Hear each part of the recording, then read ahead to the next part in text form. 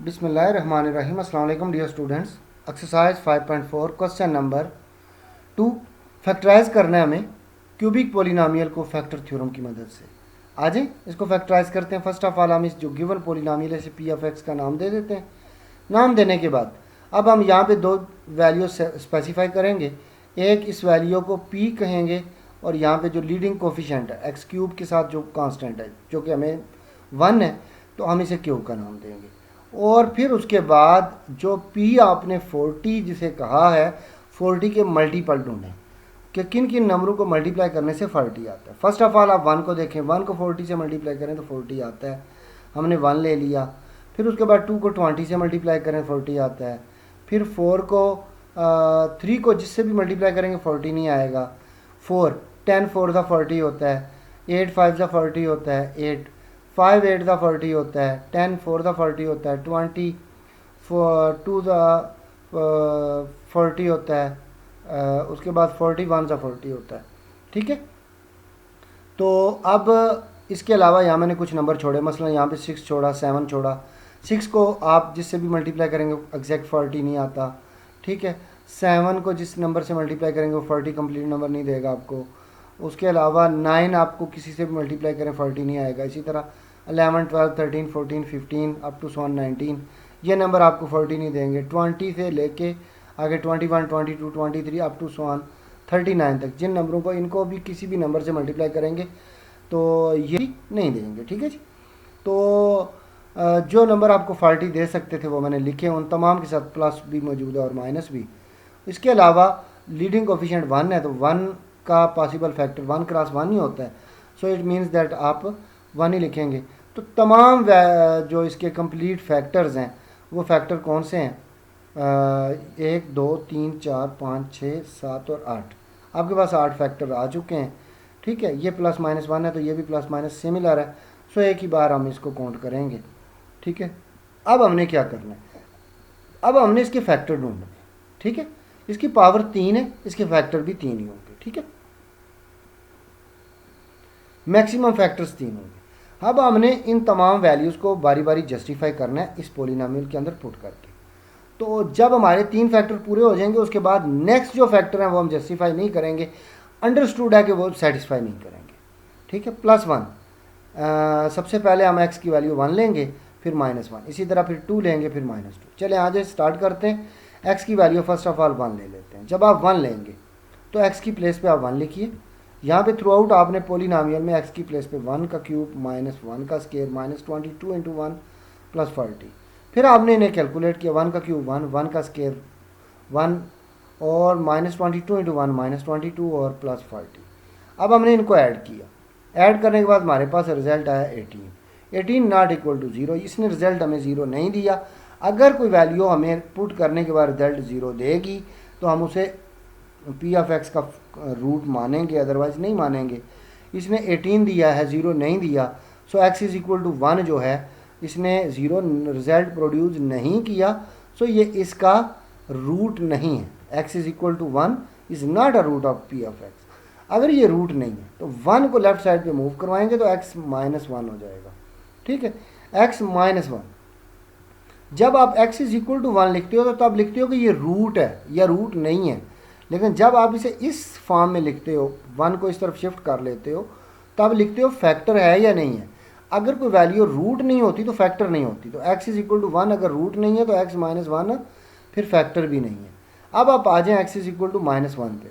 अब -1 यूज़ करना है। इसी पोलिनोमियल में x की प्लेस पे हमने अगेन -1 पुट कर दिया। अब हमने इन्हें कैलकुलेट करना है। कैलकुलेट करने के बाद रिजल्ट आ गया 60 आ गया जो कि 0 के इक्वल नहीं है। तो x इज इक्वल टू -1 भी रूट नहीं है। और अगर ये रूट नहीं है तो -1 को इस तरफ शिफ्ट करवाएं, x +1 हो जाएगा।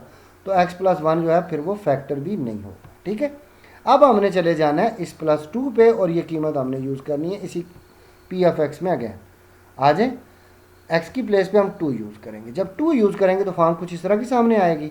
अब इसे कैलकुलेट करें। 2 की पावर 3 8, 2 की पावर 2 4 और 22 मल्टीप्लाई बाई 2 44 और 40 ऐड किया, रिजल्ट आ गया 0। जब रिजल्ट 0 आ गया तो x इज इक्वल टू 2 जो है वो फिर रूट है पी ऑफ एक्स का। ठीक है, अब ये अगर रूट है तो अब 2 को लेफ्ट साइड पे मूव करवाएं, x माइनस 2। तो अब जब इस फॉर्म में लिखा जाएगा तो कहा जाएगा ये फैक्टर है। तो x माइनस 2 दी गई पोलिनोमियल का फैक्टर आ गया।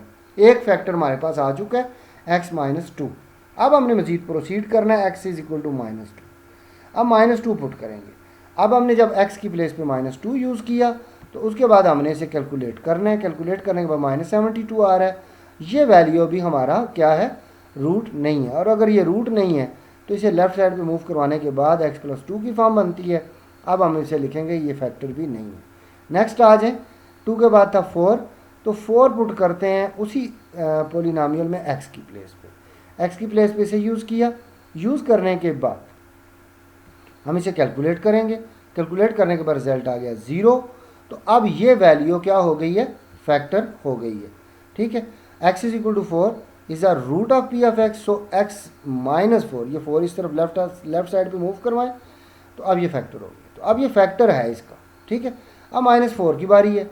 माइनस 4 को यूज़ किया x की प्लेस पे और फिर हमने इसे कैलकुलेट किया और इसने रिजल्ट 0 नहीं दिया। तो x is equal to minus 4 is not a root of given polynomial. ठीक है, और अगर ये रूट नहीं है तो x प्लस 4 फिर फैक्टर नहीं होगा। अब 4 के बाद आ जाएं 5 के ऊपर। 5 यूज़ करते हैं। इसको यूज़ करने के बाद हमारे पास 30 रिजल्ट आया। ठीक है, 30 0 के इक्वल नहीं है तो लिहाजा हम इसे भी गिवन पोलिनोमियल का रूट नहीं मानते। और अगर ये रूट नहीं है तो 5 इस तरफ शिफ्ट होने के बाद x माइनस 5 हो जाएगा और ये फैक्टर भी नहीं कहलाएगा।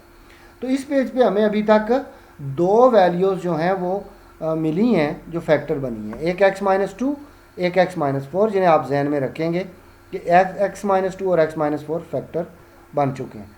एक फैक्टर की हमें मज़ीद ज़रूरत है।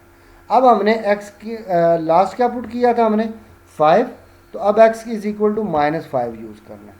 तो गिवन पोलिनोमियल में x की प्लेस पे माइनस 5 यूज़ किया। माइनस का क्यूब माइनस क्रिएट करता है, 5 का क्यूब 125 होता है, माइनस का स्क्वायर प्लस हो गया, 5 का स्क्वायर 25 हो गया। ठीक है, और माइनस 22 को माइनस 5 से मल्टीप्लाई किया 110 आ गया और ये 40 ऐड किया, रिजल्ट 0 आया। अगर ये 0 आया तो x is equal to minus 5 जो है गिवन पोलिनोमियल का रूट गिना जाएगा और माइनस 5 जो लेफ्ट साइड पे आ जाएगा तो प्लस 5 हो जाएगा। तो अब जो है ये इस वैल्यू का फैक्टर भी है।